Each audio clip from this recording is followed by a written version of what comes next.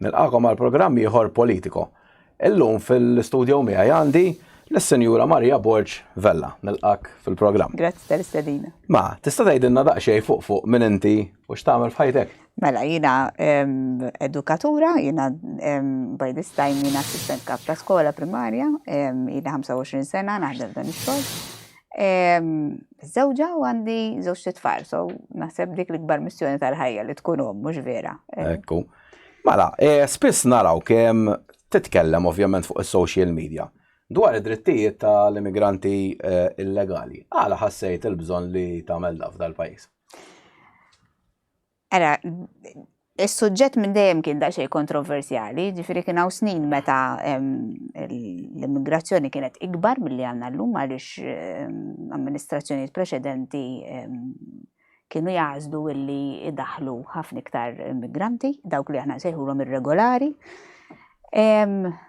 Issa l-immigrazzjoni irregolari fil-verità naqset ħafna, mhux għax m'għadhomx jiġu immigranti irregolari, imma qed nagħżlu illi nieħdu deċiżjonijiet illi nħalluhom fejn ikunu. Jiena dik għalija mhix aċċettabbli, ġifieri jiena li nara dajsa ettere u nħalli n-nies jerqu jiena li mhix aċċettabbli. Però taħseb għax li FM qalu tipo mhux iħalluhom jerqu ġieli qed ituhom il-fuel biex imorru l-Italja għax ħafna minnhom iridu jmorru l-Italja. Fil-fatt kienet akkuża li jagħmlu Italjani u ħafna NGOs li Malta qed twaddab tipo n-nies lejn naħa l-oħra. Sa fejna fin il-liġi titlob li jekk ikunu fis-sar tagħna u jkunu fil-periklu aħna noħorġu għalihom.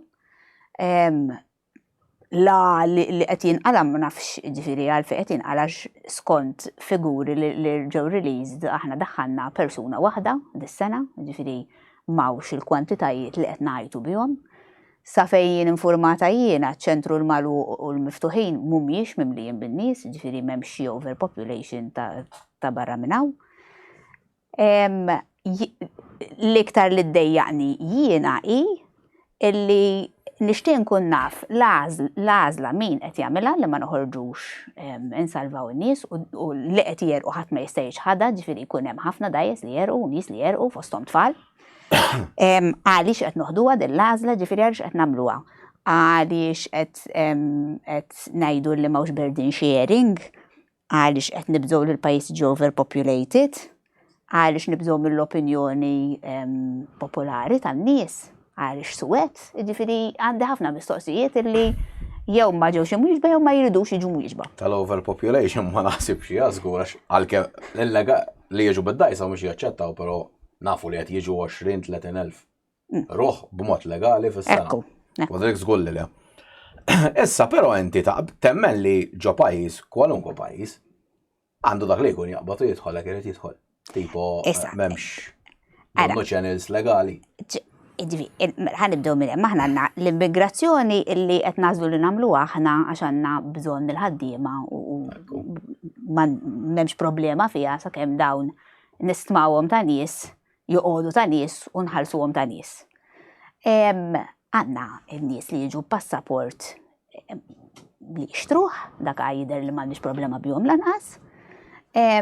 Imbagħad għandna n-nies illi m'għandhomx għażla, issa jien ngħiduha kif inhi. L-immigranti irregolari m'għandhomx għażla, ġifieri kif jiġu. Issa tgħidli joqogħdu fejn ikunu jirranġaw l-affarijiet hemmhekk għax dan l-argument li jagħmlu li ħafna nies joqogħdu fejn ikunu ma jiġux law jafu li se jerqu eċetera eċetera. Even ġifieri dina l-umanità tagħna twassal lin-nies illi illi it-tifel tagħha jtuħ center biex imur jiġġieled gwerra m'għandix dritt din li taħrab mill-pajjiż u tfittex futur aħjar għall-bina. Però bataw min argument għalfejn hemm ġol Ewropa bil-fors. Tipo l-Afrika huwa kontinent enormi ma jispiċċa. L-Afrika kollu problemi, ġifieri jekk minn fuq tmur isfel, jekk mill-Etjopja tmur il-Libja, sessib mhux sessib xi differenza fil-kondizzjonijiet tal-ħajja.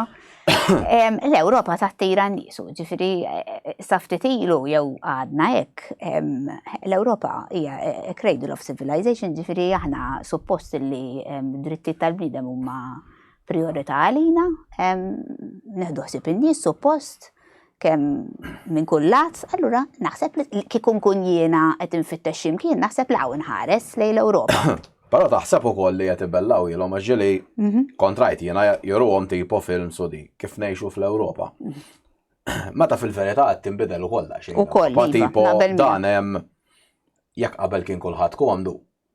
Illum fostna u Malti l mhumiex komdi u għawmijiet ta' Malti l mhumiex komdi. L-immigranti ejja ngħidu legali li qed jiġu. Daw qed jixxerjaw flettijiet bejn 8 u 10. Voldri jisu l-istandard fimt li konna mdorri jinbieħ qed jonqos. Għal kulħadd kemm għall-immigranti u kemm għall-Maltin. Alla ma taħsibx li tipo rridu wkoll nerġgħu naraw naqra għax jisu bej jiena li għanu ta' leadership kbir li għan fl-Ewropa kollha ta' mhux Malta biss Voldiri. Jekk mhux nżommu daqsxejn sod, tipo ħajbqgħu ġejjin iktar nies u fl-aħħar iktar problemi. Għax ovvjament il-gvernijiet ħarsu biss l-interessi donnu tal-flus, kollhom kien, u biex 4 kumpaniji kbar emexxu letteralment id-dinja saru. Ekku, qed naqbel miegħek ġifieri ta' il-kundizzjonijiet tax-xogħol tal-ħaddiema li qed inġibu minn barra jidher li huma mhux aċċettabbli f'ċertu każijiet. Kif semmejt inti din mhux xi sigriet, ġifieri sigriet magħruf dan li għandna ħafna nies li qed joqogħdu f'kundizzjonijiet ta' housing mhux aċċettabbli. Il-ħlasijiet wieħed irid jara x'inhuma għax ovvjament vera li ma ssibx ħafna min jitkellem imma tinsiex jekk bniedem ġi biex jaħdem hawnhekk. Qiegħed kważi skjaf tagħna għax ma jista' jmur imkien sakemm jalaqlu xi kuntratt. Mhux se joqgħod joħroġ barra u jgħid kemm għandu paga, ġifieri nixtieq nkun naf kemm qed jitħallsu jiena. Il-mistoqsija oriġinali nsejx kienet tiegħek sadattant. Li tipo kulħadd jaqbad u jidħol minn irid tipo bla doċ fil-pajjiż. Jiena, għax inti qed li l-istampa kif qed ipinġuhilhom, din ma nistax inkun naf, ġifieri ma nafx istampa qed ipinġulhom jien. Kemm l-immigranti irregolari meta jħallsu l-flus biex jaqsmu l-baħar għax irridu ngħidu għadin illi daw. Mhux qed iħallsu flus kbar. Mhix imkien, ġifieri daw imorru ġifieri daw ikollhom il-life savings tagħhom u jonfquhom biex jieħdu vjaġġ li jafu li hemm ċans qawwi li jerqu fih. Ġifieri daqshekk hija disprata s-sitwazzjoni tagħhom. Mill-banda l-oħra l-ħaddiema li nġibu jaħdmu hawnhekk, probabbli npinġulhom sitwazzjoni aħjar milli fil-fatt hi. Jien naħseb illi ħafna minnhom fil-fatt ikunu diżillużi bil-kundizzjonijiet tax-xogħol. Fetilu kellna kwistjoni tal-ħaddiema tal-couriers tal-ikel. Illi dawna derilhom illi kellhom jifhmu mix-xogħol, mela allura għandna problemi, ġifieri dawna ġew biex jgħixu ħajja aħjar meta fil-fatt jidher illi hemm ħafna x'nirranġaw. Xorta forsi aħjar mill-pajjiż jista' jkun iva, ma mhux dak li hu dovut. Issa naqbżu daqsxejn fuq Malta.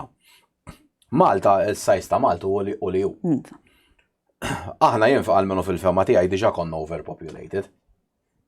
Bil-policy li adatta l-gvern li jibqa' jġib 20-30,000 ruħ fis-sena. Hawnhekk qed nitkellmu immigranti legali mhux illegali. Taqbel int ma dax daqt jitfa' stress enormi fuq l-isptarijiet. Voldri nafu illum fil-fatt il-kantin ġabu ħsala b'mod uffiċjali. Ħarġet din ħabba. Voldri toroq. Jien kollu neħdu mill-ftit art li fadal biex nagħmlu iktar toroq u malli tkun l-istat jerġa' bl-istess problemi. Donnu s-sistemi ta' drenaġġ. Mux il-ħu jfur. Ambjent dejjem se jellura trabijiet kollhom kien, construction kollhom kien. Taħseb li hija sostenibbli dil-politika tal-pajjiż. Ara, jidher illi id-demand hemm qiegħda, ġifieri daw jidher li għandna bżonnhom fis-sens. Le, dik huwa right. Ġifieri ħanibdew minn dak il-punt. Issa, li hawn ħafna construction u li ma tistax bajnejk tara siġra dak huwa fatt. U le mhuwiex tajjeb, ma nistgħux ngħidu.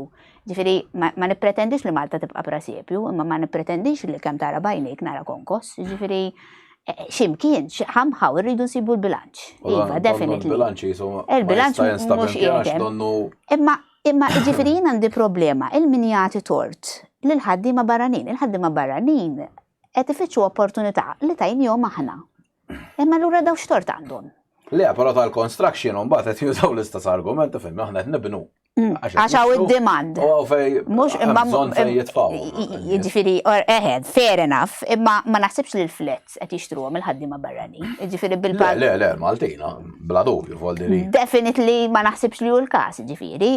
Is-settur tal-kostruzzjoni għandu bżonn daqsxejn regolar anka kemm se nollu, kemm se nwessu, kemm ġifiri regolar x'ismu. Issa l-isptar. L-isptar ma nistgħux nirridu nammettu ma kienx magħmul għal dan niskolla. Żgur li le. Żgur li le. Issa once li jitnaqqas il-kwalità tas-saħħa, jien għandi problema għax x'in immorru nfittxu kemm jien u int u kemm ħuna il-Filippin u l-Pakistan u ħuna l-Afrikan, jiġifieri jien nippretendi li kulħadd jingħata servizz tas-saħħa aċċettabbli. Jiġifieri hemmhekk irid isir ħafna policy making, illi mid-dera mhux isir. Le, għax donna l-ewwel nagħmlu l-froġa Malta f'kollox imbagħad. Qed tifhem. Wieħed jara daqsxejn x'jiġri. Issa però meta jkoll hawn numru ta' Maltin, Volderi, jiena naqbel miegħek li hawn ċertu nies li ovvjament huma razzisti, però hawn oħrajn li fil-fema tiegħi huma ġenwinament inkwetati għax qed jaraw il-pajjiż tagħhom dat jintilef f'ħafna setturi ta' mhux fuq l-immigrazzjoni biss. Meta xi ħadd jgħidlek eżempju mort l-emerġenza. Sewa. Għamil 16-il siegħa u 3/4 tan-nies li kien hemm jistennew kienu barranin. Sewa. Ma taħsibx li għandhom biċċa raġun daw imma. Għamlu ħajjithom kollha jħallsu forsi t-taxxi. Għandhom dritt ikunu nkwitati u għandhom dritt jitkellmu fuq il-concerns tagħhom. Iva, da żgur jien nistenna li jekk imbur l-isptar ninqeda. Imma il-punt tiegħi hu il-fatt li jien mort l-emerġenza u stennejt 16-il siegħa u kien hemm 20 barrani qabli, it-tort mhux tal-20 barrani, jekk imma rid mhux l-emerġenza jrid imur. Jiġifieri, fimt, jekk l-emerġenza xi ħadd x'imkien jgħid isma' hija din mhix tesaqna, jiġifieri hawnhekk iridu naraw se nagħmlu. Inkabbru, nżidu n-nies, whatever. Jiġifieri dan mhux se jagħmlu l-poplu, dan deċiżjonijiet ma jieħodhomx il-poplu. Il-poplu ma ħax id-deċiżjoni li aħna indaħlu so many people, ma ħax id-deċiżjoni li l-isptar jinbena kif inbena. Imma again, jiġifieri jien il-problema tiegħi li nagħtu tort lin-nies li kienu qed jistennew l-emerġenza. Iva, mela ma tinħaraqx ikollok ommok anzjana fuq xi wheelchair quddum xi 10 sigħat din biex xi ħadd jgħidilha mhux ovvja li tinkett. Imma l-ieħor ukoll għandu dritt għax ukoll qiegħed hawn ġibniha u wednilu aħna neħdu ħsiebek tassa ntub il-paga ġifieri fimt ġifieri it-tort mhuwiex tal-ħaddiem u lanqas qed ngħid li min jirraġuna b'dan il-mod huwa razzista ġifieri mhux qed ngħid hekk. Qed jara pajjiżu jinbidel. Tul is-snin Volderi fis-snin li għaddew jien niftakar meta konna nġibu nies legalment barranin minn barra. Sewwa. Kien ikollhom bil-fors daw. Bżonn ta' health insurance. Biex ovvjament jagħmlu usu mill-isptarijiet privati. Sewwa. Fl-aħħar mill-aħħar għal l-flus il-privat naħħa l-istress minn fuq l-isptar tal-gvern. Issa donnu free for all, qed inġibu ħaddiem meta ħallsuhom ħafna drabi biex xejn. L-ispejża jitfgħu mbagħad fuq il-gvern speċi għax ovvjament qed jużaw sptarijiet, skejjel minn kollox. Ma taħsibx li hemmhekk il-polisija ħażina x'saħħa forsi għalkemm ma naqbilx miegħek imma nista' nifhem il-punt tiegħek li jekk xi ħadd ġie forsi għax m'għandux għażla f'ħajtu tista' tgħinu, imma x'qed inġibu n-nies da letteralment biex jaħdmu biex xejn u qed nitfgħu il-peace kollu fuq l-infrastruttura tal-pajjiż u fuq kollox. Appuntu qed inkunu ġifieri qed nagħmlu dis-servizz lil kulħadd. Qed nagħmlu dis-servizz jekk se nsemmu l-isptar lil ħaddiema tal-isptar li qegħdin bejsinhom barra. Qed nagħmlu dis-servizz il-nies li jgħixu għax qed jieħdu servizz imtawwal. Qed nagħmlu servizz il min wednieh dis-servizz il min wednieh li jiġi hawn u se jkollu kollox sew. Jiġifieri dis-servizz qed intuħ lil kulħadd. Tista' tal-health insurance iva. Din minn għalija kienet policy qabel. Kienet ma diċ ma nafx għaliex, ġifieri għandna ħafna Maltin li jħallsu health insurance ukoll, ġifieri apparti t-taxxa li jħallsu health insurance biex jinqdew meta Issa meta jiġu immigranti minn barra kemm legali u kemm illegali taqbel li għandu jsir screening kif suppost. Fejn tidħol ngħidu l-pedina kriminali tagħhom, forsi l-iktar ħaġa importanti. M'għandix problema li jsir screening tal-pedina kriminali, ma nafx kif ġifieri kemm tista' tagħmilha għax jekk jidħol xi ħadd bla passaport inti ma tantx tista' tagħmel screening. Iva, imma ġifieri li nkunu nafu min qed jgħix hawn mhix idea ħażina, ġifieri fil-verità daħlu nies bil-passaport. inqala nkwiet b'nies bil-passaport li daħlu b'mod legali. Kenna, ġifieri, kenna nkwiet. Ta' kuljum. Ta' kuljum, fil-verità. Aħna li nżommu l-kwiet u l-paċi fil-pajjiż huwa ta' interess għal kulħadd. Ta' interess għal familji, għal negozji, għal kulħadd. Ġifieri li jkun hawn l-ordni. Tobbi fier meta jkollok eżempju gruppi barranin jagħmlu xi crime serju, ġieli jkunu gangs sieħa, jitfgħu dell-ikraħ ukoll fuq sħabhom. Fuq il-komunità kollha. Jiena għandi ħbieb illum il-ġurnata tista' minn kollhom kien. Għamilna ħabta kienu kien ħafna kriminali mill-Eastern Europeans. U dawk in-nies jew li jiġu minn dak il-pajjiż jgħidulek nistħi ngħid li tipo daw huma. Dak hu r-razziżmu imma illi aħna norbtu xi ħaġa ħażina ma' grupp ta' nies partikolari, mela x'kien hemm 4 Serbi kisru ħanut, is-Serbi kollha jkissru. Mela x'kien hemm żewġ Russi li għażlu li jaħdmu b'mod illegali, ir-Russi kollha jaħdmu illegali. Dak il-ħażin, hemmhekk il-ħażin u iva dik għattini fastidju ħafna. Issa taqbel minn ikun ġie Malta. U ingħata ċans da li fostna insomma il-poplu tajb jew ħażin ikun laqgħu. U jagħmel xi crime serju, meta crime serju mhux ipparkja ħażin, għax il-Maltin kollha nagħmluha jien naf ir-rejpja għal xi ħadd, jien naf prova joqtol daqqet b'sikkina li jkollna ammont minnhom. Mela ma jkunx. Taqbel li daw għandhom jintbagħtu lura. Jiena ma nafx tippermetti l-liġi, ġifieri avukat minix. Clear li jekk ma jirranġax, ġifieri nassumi jien li b'xi mod għandu jkun xi punishment dan, l-ewwel nett dan il-ħabs ma jqax mis-sema, ġifieri il-ħabs huwa spiża għall-poplu kollu, ġifieri iktar ma jkollok nies ġewwa. Le, mhux jekk jiswew issa jiena ma nafx ir-riforma li qed issir fil-ħabs, ġifieri kemm qed tirriforma nies għax dik oħra, ġifieri. Ma tantx jidher li hemm xi suċċess. Sewwa ġifieri kieku jkun hemm daqsxejn iktar suċċess inkunu kuntenti u ferħanin. Jiena avukat minix titlob il-liġi ma nafx, imma għaw ħafna nies brasom fuqhom, jiġifieri naf li mhumiex razzisti li dan l-argument tiegħek iva jagħmluh. U fil-fatt biex nallaċċaw ukoll daqsxejn mal-faqal li hawn fil-pajjiż, kellna xi żewġ każijiet jew tlieta s'issa għamlu crime żgħir biex talgħu l-qorti u jgħidu l-imħallef ibatna l-ħabs, għax il-ħabs aħjar. Sadin mhux sitwazzjoni. Mill-foldi daw jaħdmu jew ikunu. Mhux sitwazzjoni tal-biki li għandek nies jippreferu jkunu msakrin bil-libertà tagħhom meħuda għaliex ma jistgħux jgħixu suret tan-nies. Ġifieri hija sitwazzjoni xejn sabiħa u ġifieri u naħseb li għandna aħna qed nagħmlu enfasi fuq il-barranin. Għandna ammont ta' Maltin illi qegħdin daqsxejn sekkati, ġifieri nisimgħuhom kuljum. Min joħroġ jixtri jiena mara tad-dar barra li naħdem ġifieri tisma' ċertu stejjer ta' ċertu familji li jqogħdu lura minn ċertu affarijiet bażiċi ta' qed ngħid. Mhux li ma jsifrux ġifieri. Għax inti li tara toj għat-tifel u ma tistax tixtri hija weġa' għall-ġenitur, ġifieri u għaw ammont mhux ħażin. Issa, però fl-opinjoni tiegħek Malta, x'kemm tiflaħ nies iktar. Issa qed ngħidu legalment, mhux foldi illegalment, għax donnu fis-sens hekk tmur fejn tmur kollhom kien donnu nies fuq xulxin. Iva. Karozzi, hemm waħli neħi. Karozzi kullimkien. Naħseb jien diġà wasalna kważi. Li għaw iż-żejjed bħala nies issa ovvjament. Jidher li wasalna saturation point, iva. Ġifieri għaw il-konfużjoni, definitely. Bdejna neqerdu għawdex ukoll, għax qed jitilgħu eluf ta' nies issa joqogħdu għawdex tipo.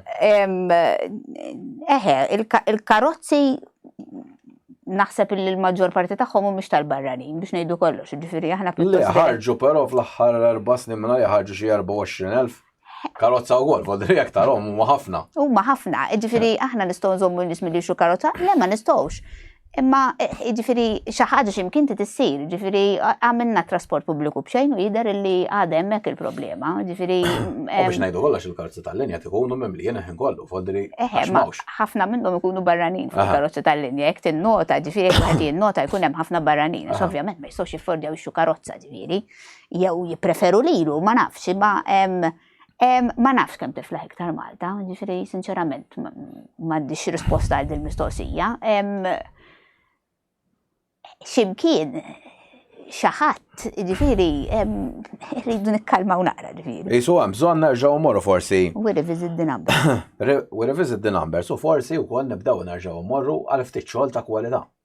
Għax donna morna biss fuq il-numri, tipo il-numri vera jġibu xogħol, imma differenti ġib 10 minn nies u jirrendu l-ek 100 euro fl-ekonomija mill-li ġib 100 biex terrendi xwar ta' 100. U donnu qbadna triq li rridu mitħaddim biex niproduċu 100. Ek, jisu qbadna triq. Dik hija daqsxejn naħseb importanti. Hemm setturi, ma nafx taqbilx miegħi, hemm setturi illi hemm ammont sostanzjali illi jisu ma jaħdimx mingħajrhom is-servizz, pereżempju d-djar tal-anzjani. Jiġifieri hemm ammont sostanzjali ta' carers anka. Le għax ovvjament apparti volidi aħna għandna problema wkoll il-Malti mhux ikollhom tfal. U għafat? Iva, nizlet sostanzjalment. Għaw miet taħaddiem ma' Maltin għat jitilqu barra l-pajis. Iva, għanna. Għax ovvjament daw mux sibu pagi tajbin biex t-xiflet ¾ Allura ovvjament għat jiprovaw daw. Id-nies li telqu li tkellmu miegħi iddejqu bil-mod kif qed jirrendiru l-pajis. Ħafna jsemmu l-ambjent, iva fost oħrajn. Oħrajn nisemmu l-pagi, li huma dak li huma. U li għaw nisu kol. Li nafina, jisa ma kienx din il-problema. Iktar kulħadd jisu enfasizza fuq il-fat li ma jistax jara tiġra. Dik kienet waħda mid-dwejja tagħhom.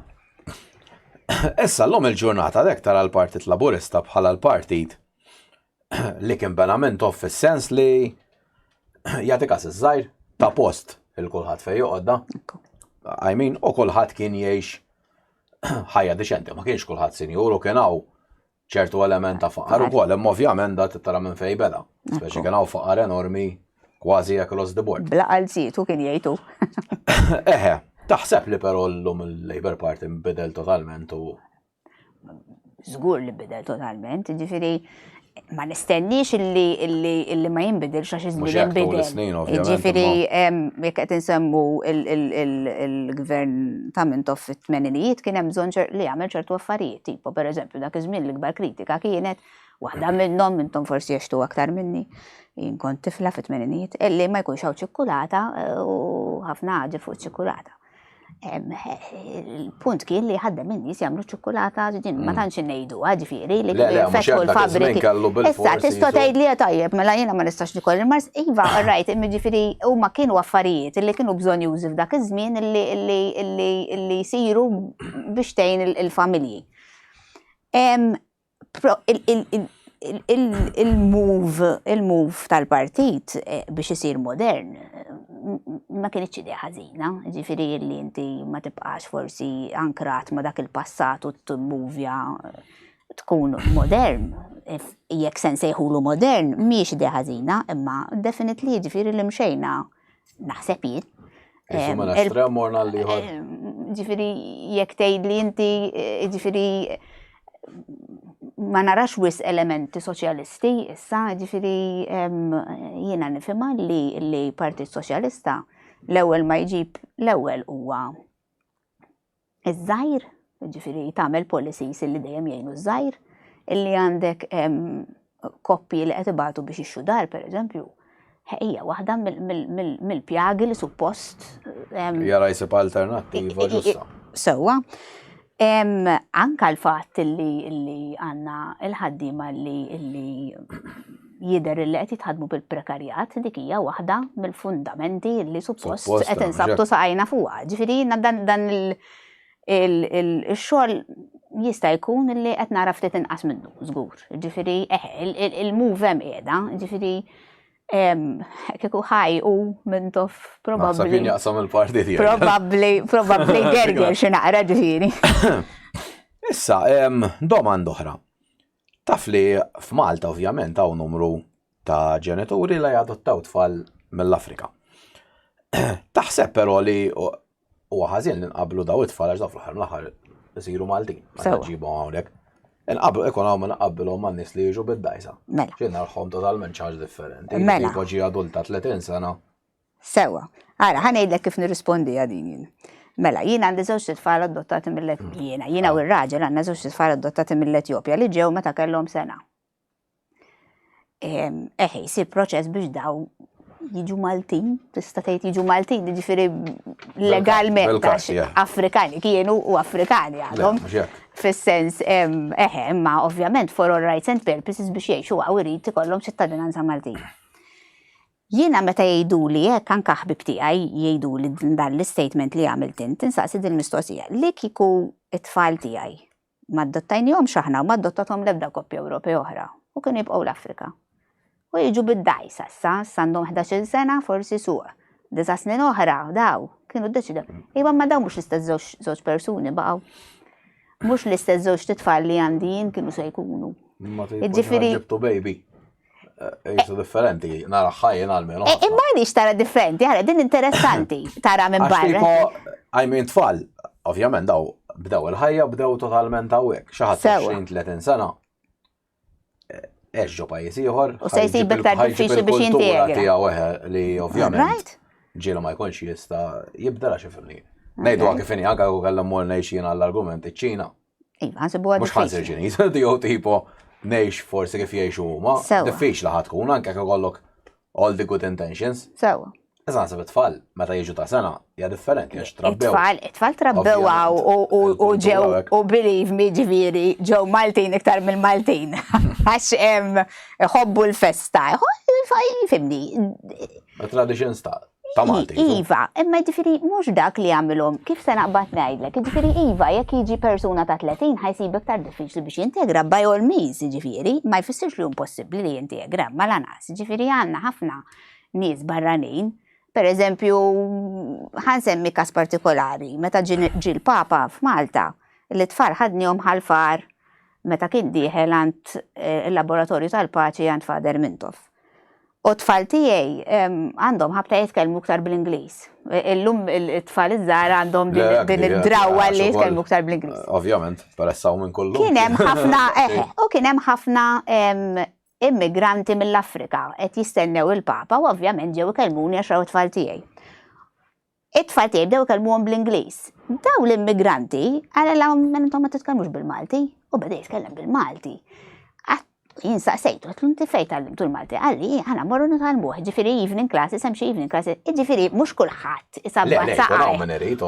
U ma jridx jintegra u jibqa' għax aħna għandna vizzju. Ngħidu għax daw ma jridux jintegraw, daw iridu jibqgħu jisfnu, daw iridu jibqgħu jsajru kif iridu, mhux vera xejn, ġifieri mhux kulħadd hekk. Ġifieri hawn min jitkellem illum pereżempju l-iskola ġie rappreżentant tal-Missjofant barrani u ridi bil-Malti kellimni. Fil-fatt jien nibda nkellimhom bl-Ingliż biex tara. Ma mhux kulħadd ma jridx jintegra, ġifieri issa fuq il-kwistjoni ta' tfal. Jiena nħoss, issa dina forsi feeling ta' dawk ikun ġew bid-dajs allura ma konniex nħobbuhom. Ġifieri nħobbuhom għax rabbejnihom aħna kif irridu aħna, ġifieri hekk għaġinihom biex ikunu jħobbu l-festa u jiklu l-pastizzi. Fim ċirrit ngħidlek jien. Maħaj, so jien adult ċorta nara adult jiddeċidiju għalihom bat nifsu. Iva, definitely so, definitely iva. Mill-linja tal-ħajja. Hemm dak il-punt ukoll qed tgħid inti li daw it-tfal iddeċidiet qorti għalihom, ġifieri l-qorti iddeċidiet li jiġu għaw, ġifieri m'għamlux l-għażla huma msik.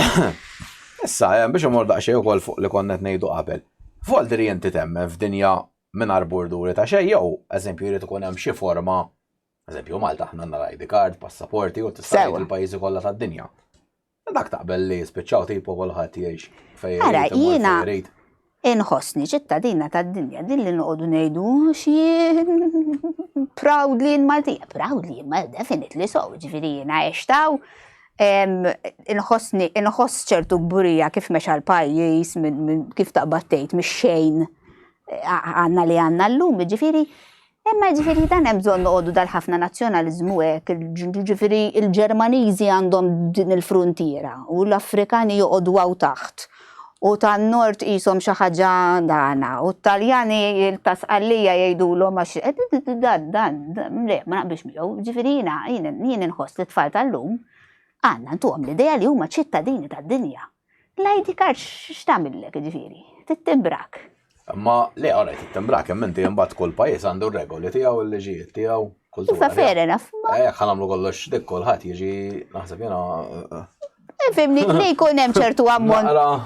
Iva, rajt ġifieri mhux qed ngħidu li kulħadd għaddej ġifieri dieħel mill-bib mittieqa mill-ventilatur u x'nafien, imma ċittadini tad-dinja. Ġifieri nixtieq li tfal jien illum ma jħossuhomx magħluqin għax aħna Ewropej, warrajt aħna Ewropej, ma minn fejn bdiet ġifieri din li noqogħdu nagħmlu l-fortizzi u l-eluq, dik li dejjem ġara fid-dinja fl-istorja dejjem ġara sew. Kemm inġilidna minna gwerer, u ġew it-torok u attakkawna u għamilna l-bestjins biex ma jidħlux in-nies. Ġieli ngħidu wkoll, fis-sens pajjiżi ħadu pajjiżi oħrajn għax baqgħu deħlin ukoll. Ukoll, iva, ukoll. Jekk ma jkollokx tipo bordel li żżomm so ġieli. Issa mhux qed ngħidlek volder li xi ħadd ta' blanċa u tipo ħajħu pajjiż, imma li jkun hemm ħafna naħseb jiena ammonti ta' nies jimxu minn posta li ieħor naħseb eventually ħattellef daqsxejn minn le, ovvjament jekk inti tħobb l-identità ta' Malta kif inhi, dan kollu jdejjek. Ġifieri dik nifhimha. Li xi ħadd jara li xi ħadd tħobb Malta kif kienet, dan l-influss u dan it-taħwit jgħidulu ma se jdejqu. Jien noxa fih, jiena d-diversità toġobni. Jiena jogħġbuni li nara nies differenti. Jiena għaliex għandi dejjem nara l-istess affarijiet. Iva Marja Santisma ħanibgħu hekk ġifieri. Ma tistax issifer imbagħad. Is-sifer tara xi ħaġa differenti. Iva, sifer mid-darba ewwel. Imma pereżempju Londra, xu daw in-nies Londra għandhom influss ta' kulturi differenti. Ma niflax nagħmel iktar minn 24 sija. Appuntu, ġifieri jiena noxek imbagħad pereżempju jien inħobb illi ikolli nkun imdawra b'nies illi isma' jgħidu li jara aħna konna nagħmlu hekk u aħna nsajru hekk. Di tkabbrek, mhux iċċekknek, ġifieri dan il-punt tiegħi illi aħna miftuħin u naċċettaw kulturi differenti, kabbarna mhux ċekkilna. Ma jfissirx li kulħadd jagħmilna tapita, ġifieri, mhux dak il-punt, ġifieri. Jiena fuq kollox dejjem għawext, ġifieri this is my home after all. Imma tal-frontieri u tal-issikkar u dejva dejjani. Mela, naqbżu daqsxejn fuq ixi oħra. Ftit xhur ilu il-gvern kien qal li ħajdaħħal liġi biex jipproteġi lin-nisa li jkunu pregnant għax fil-fema tiegħu qal da jekk it-tobba tipo jsalvaw l-ħajja ta' jkunu qed jiksru l-liġi u jsir hemmhekk abort. Fimni, kien hemm ħafna tobba u professur qalu isma' da titmellaħ bin-nies da u abort qalu għax aħna dejjem salvajna l-mara fejn hemm bżonn. Inti taħseb dik kienet illi dieħla l-liġi tal-abort tipo mittieqa biex bil-Malti, u issa donnu għax kien hemm backlash sħiħ tan-nies jisuqgħu lura ta' fuq kollox taħt it-tapit u m'għadix tiġi diskussa imkien għalissa. Jiena fuq l-abort nibda minn prinċipju wieħed. L-ewwel net li ma niġġudikax mara. Assolutament ma nħabbilx li tidħol liġi, ġifieri jiena bħala persuna x'għalfejn naħbiha din illi għamilna ħafna minn kollox biex ikolli tfal u ma rnexxiex ikolli tfal bioloġiċi, qatt ma nista' naqbel mal-abort. Wara ċertu ammont ta' dibatija, so to speak, li għaddu minna ħafna nisa after all, ġifieri, biex ikollok tfal bioloġiċi u tibqa' ġifieri ma jkollokx. L-abort iweġġani lili. Però mara li jekk tiġi qudiemi mara min nista' niġġudika, ġifieri ma kontx fiżra l-bun tagħha ma niġġudikaħiex. Issa, li tidħol liġi illi le, ġifieri, u din mhix kwistjoni reliġjuża, ġifieri mhux qed nagħmel argument. Le, fil-fatt hawn nies reliġjuż. Ovvjament ma. Probabbli forsi jista' jkun il-fatt illi jiena tlajt fir-reliġjoni tlajt influenzani iktar jista' jkun, imma ma nagħmilx ma nħobbx nagħmlu argument reliġjuż dan, nħoss li għandi nagħmlu argument etiku għaliex hemm ħafna xi wieħed jagħmel qabel jasal għall-abort. Issa, il-furur ta' dan l-aħħar beda meta kellna l-każ tal-Amerikana ta' Mrs. Prudent li derila li aħna qed nonqsuha b'xi mod. Jien il-feedback li ġbart kien li sa fejn jidher ma kenniex ximwiet ta' nisa bitqalijiet illi saru għaliex ħallewhom imutu. Qatt propja ma kienu. Jidher illi skont l-istatistika ħadd ma ħallej l-ebda mara ma ħallejniha tmut mingħajr ġifieri d-deċiżjoni ttieħdet meta kellha tittieħed. Waħda. il-liġi kif kienet jidher li kienet vaga, ġifieri meta inti tgħid isma' tabib jista' jkun li jkollu dritt li jagħti parir favur l-abort pereżempju fuq is-saħħa mentali, imma jiġifieri x'saħħa mentali x'qed ngħidu.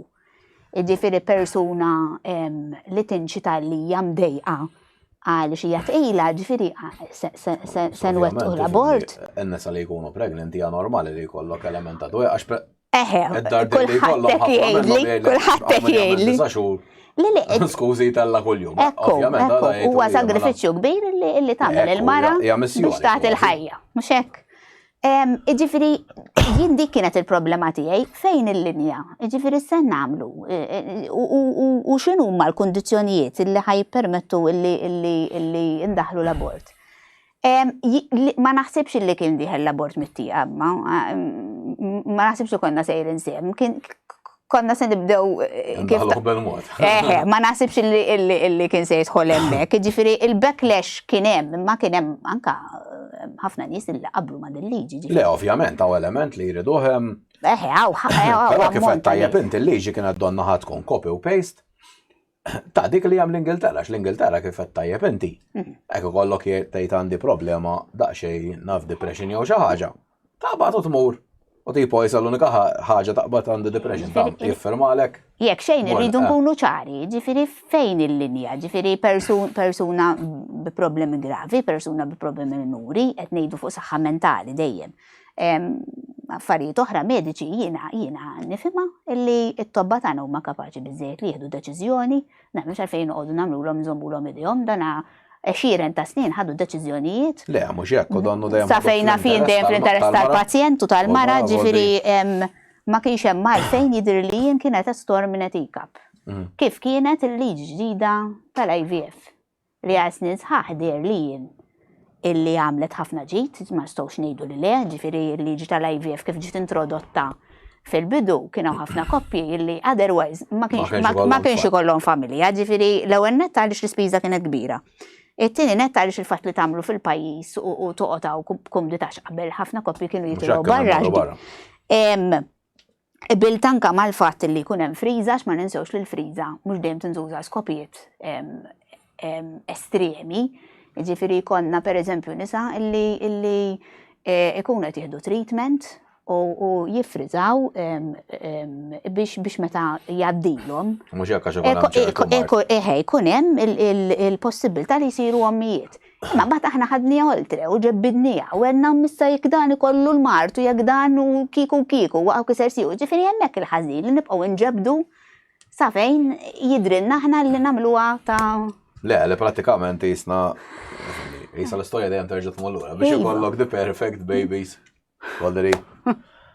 Diki. Issa, ixxi oħra li għamet ukoll ftit ilu kienet. Li tipo minn tfal ta' jeta żgħir qed ngħidu 8 snin.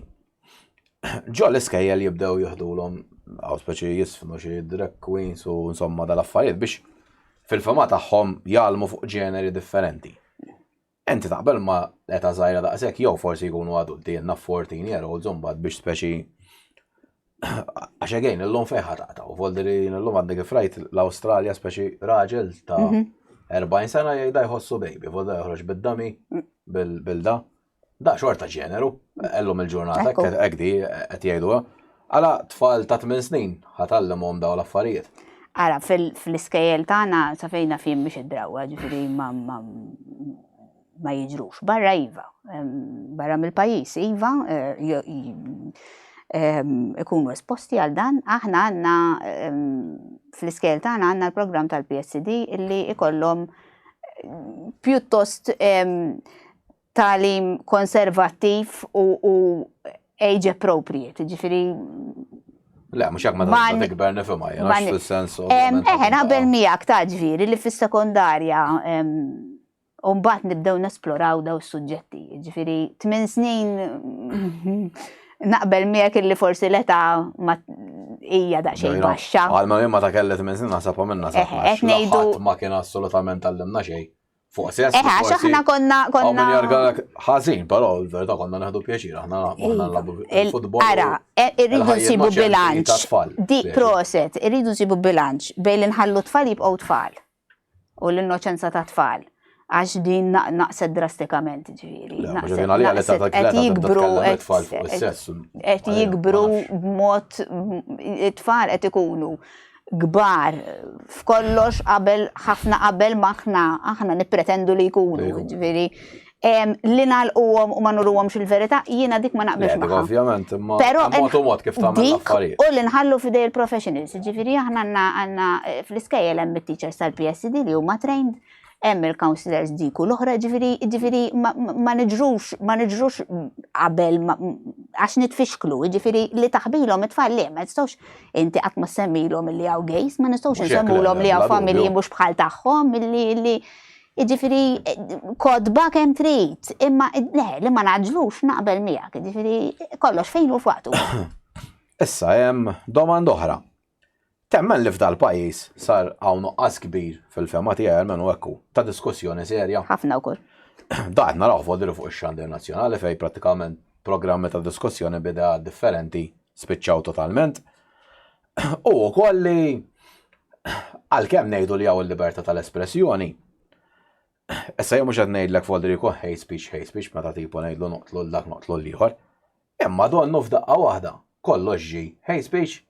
Jekk titkellem jien naf jien ma naqbilx għall-argument ma koppli jiż-żewġu tal-istess sess.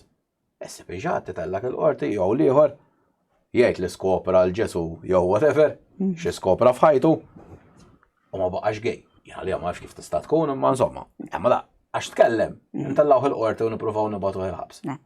Ma taħsibx li again minn estrem erġajna morna l-ieħor u fl-aħħar mill-aħħar ħankomplu noħolqu iktar frictions għax jien dik jien meta nara nies kważi innoċenti ma jitilgħin il-qorti għax qalu opinjoni. Issa jkun hawn forsi juża naqra kliem goff Malti, ħanejdu hekk, kemm hemm differenza minn hate speech vera qal opinjoni li forsi għax ma taqbilx miegħek tippretendi li tarresta n-nies. Ara, ħanibdew qed li maċaw diskussjoni, aħna kollox ġifieri aħna niddiskutu bħat talibani, mhux kollox bħat talibani ddiskutejna bdejna bid-divorzju, niddiskutu bħat talibani, komplejna fuq l-abort. Kaċċa kollox. Kaċċa, ġifieri aħna għandna nuqqas serju u dika nara tibda minn ħoġorna mill-edukazzjoni, ġifieri jidher li bħala poplu ma ġejniex edukati niddiskutu bħal nies, dik l-ewwel problema. Issa, id-differenza bejn hate speech u mod ieħor. Għamilna żmien ingergru li ħadd mu jagħti każ il-hate speech u naħseb li din għadha da xejn problema, ġifieri jkun hemm ċertu kummenti li misshom jittieħdu iktar bis-serjetà. Imma iva, sa ma mmorrux naħa l-oħra u ntellgħu xi tifel il-qorti għaliex jgħid xi ħmerija illi imma again, ġifieri din għandu jkun hemm edukazzjoni kif nitkellmu fuq il-Facebook ukoll, ġifieri ma nistgħux nibdew nfajru l-statements u x'naf jiena. Imma li per eżempju xi ħadd jgħid ħansemmu din għax kombinazzjoni konna qed nitkellmu fuqha tal-gay conversion therapy. Jiena li qed jgħidu ċuċati tal-gay conversion therapy. Imma ma nistax insommu billi jitkellem fuqha lanas. U minnu. U donnu għal darba l-partit donnu qablu daw l-ispeċiżmu. Ma tistax. Id-dritt tal-espressjoni jrid ikun għal kulħadd, mhux għal min joġob lili, ġifieri ma nistax jien għax ma naqbilx mal-gay conversion therapy pereżempju nara kif se nagħmlu nsoddlu ħalqu, ġifieri inti hemmhekk tidħol il-maturità ta' poplu illi dak jgħid li għandu jgħid. Jien ngħid li għandi ngħid. U n-nies jindunaw. Jien dejjem emment li bekk bniedem ikollu raġun. Bl-argument ta' ħaterba'. Biċ-ċensura jien għalija da bħal minn programm tistiedna jgħidlek mhux ġej. Di qed tiġri anke Folderi fix-xandir ta' ma jmurx mhux sinjali għandek x'taħbi. Tipo da jien naf x'hawn nsemmi jien. Il-Ministru tas-Saħħa ma mar imkien jirrispondi da fuq it-taħwida li kien hemm tal-isptarijiet. Sinjali għax kien hemm xi jaħbu. X'kieku jmur, mhux ħajibża. Għallu jien bniedem li għandu raġun żgur mhux ħajibża jitkellem. Speċjalment il-politiċi li jibżgħu mill-medja huwa sinjal ħażin ħafna. Jiena ma toġobni xejn meta narhom jiżgiġġaw mill-kuruturi, ġifieri mmur quddiem kamera nispjega ruħi għandna oħra li tlifni għall-arti li nitolbu skuża. Ġifieri xi żomm ġifieri politiku li jgħid isma' jiena żbaljajt hawnhekk di qabżit li, di ma rajtiex, di għamil ġudizzju ħażin, nitlob skuża u nkomplu. Ġifieri forsi darb'oħra ma nagħmluhiex dil-paprata, ma din donna tlifnija, ġifieri jew l-irġulija jew ma nafx, ġifieri imma ma nafux niddiskutu li għad baqgħodna ħafna fejn. Vodri inti temmen għalmenu jien hekk naraħħaw iktar mu sertin intaqa' ma' nies u anke nagħmel programmi. Donnu jkollok perċezzjoni forsi ta' nies li għax ma jaqblux miegħek ikun hemm min taħseb li jobodok fil-verità ma jkunx jobodok u viċi versa. Ekku. Waddi naħseb jiena ħafna nies li fil-verità ikollhom ġast l-opinjoni differenti u meta jintaqgħu ma' xulxin jitkellmu normali speċi. Dik il-ħsara li jagħmel il-Facebook u social media. Fuq social media inti tinftiem ħażin. Tispara d-diskors u tinftiem ħażin. Fil-verità għalhekk sabiħ daw il-programmi ta' diskussjoni għax in-nies jiddiskutu issa kieku hawn xin naf qed nisploraw l-immigrazzjoni għall-argument. U għaw xaħat li assolutament ma jridx jara dajsa risqali nitkellmu għaw, ġifieri għalhekk is-sabiħ ta' diskussjoni. Differenti jiena. Imma nitkellmu bħal nies u. Proset, da sekki, qed nitkellmu bħal nies. Issa, il-ħin tagħna kważi skada, ħansaqsik l-aħħar domanda. Kif qed taraħ pajjiżna fil-preżent u x'taħseb ħajkun il-futur? Għax donnu kulħadd daqsxejn xettiku fuqha. Ara, jiena nieħu gost li l-pajjiż kiber ekonomikament għaliex jien nieħu pjaċir nara n-nies jikbru. Issa, jidher li dik il-boom li kellna isa nieżla. U hemmhekk ma nieħux gost li nara n-nies ibatu. Tgħid li kollox fuq il-flus, familja titil flus, ġifieri ma jistgħux naħarbuh dak l-argument. Ġifieri jien nieħu pjaċir li nara, x'nieħu pjaċir nara f'pajjiż, nieħu pjaċir nara familji jgħixu b'mod deċenti, anzjani were cared for, minnu marit isib min jgħinu, tfal jiġu edukati bi kwalità, dak li nieħu pjaċir nara. Il-futur il-bambin jaf, imma għandi daqsxejn question marks fuq il-futur, ġifieri għandi daqsxejn iva, ġifieri it-tfal tagħna se jixtru dar, l-edukazzjoni li qed nagħtu lill-uliedna kollha kemm huma llum ħasservihom biex jidħlu fid-dinja tax-xogħol. Il-tmexxija tal-pajjiż ħalli għallum fil-futur ħatkun kapaċi tmexxi pajjiż, ġifieri qed nittrenjaw leaders futuri li jilqgħu l-isfidi ta' żminijiet li ġejjin, anke pereżempju sfidi tal-klima li hawnhekk ma nisma' ħadd jiddiskutihom jiena. Le, fil-fatt jiddiskutu fuq iċ-ċuċata eżempju trabijiet tal-bini li qed joqtlu kemm Alla ħalaq nies u kulħadd bil-asma u hekk. Ekku. Alla jbieħ l-istess il-Ministru tas-Saħħa ma qatt jitkellem jew il-profs Gawċi. Pereżempju inti qed issemmi ir-respiratory conditions illi huma pjaga. Eluf ta' nies vulnerabbli u jisumu jiġri xejn. Ġifieri inti orrejt tagħti il-mediċini b'xejn, well and good, ġifieri imma ġifieri rridu nedukaw fuq prevenzjoni u naraw għaliex qed ikollna n-nies. Tipo jsu l-istat, orrejt immardu u mbagħad intuk il-mediċina b'xejn. Dik mhix pereżempju jekk qed insemmu s-saħħa, aħna ngħidu li n-nies għandhom jagħmlu l-eżerċizzju, fejn se jmorru jiġru man-nies, ġifieri. Fejn se jsuqu għar-rota, ġifieri. F'xi bicycle lejn l-imbagħad jagħlaq bil-bankina u. Mhux sejf xejn. Mhux sejf, ġifieri t-tfal irriduhom jiġru.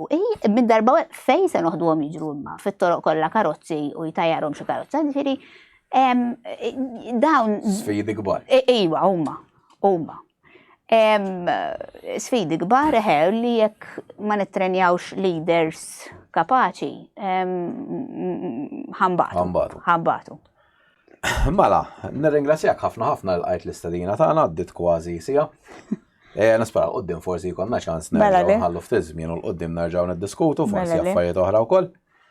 U nirringrazzja telespettaturi li kienu magħna illejla u nistedintkom biex il-ġimgħa d-dieħla tkunu magħna wkoll. Grazzi ħafna. Grazzi.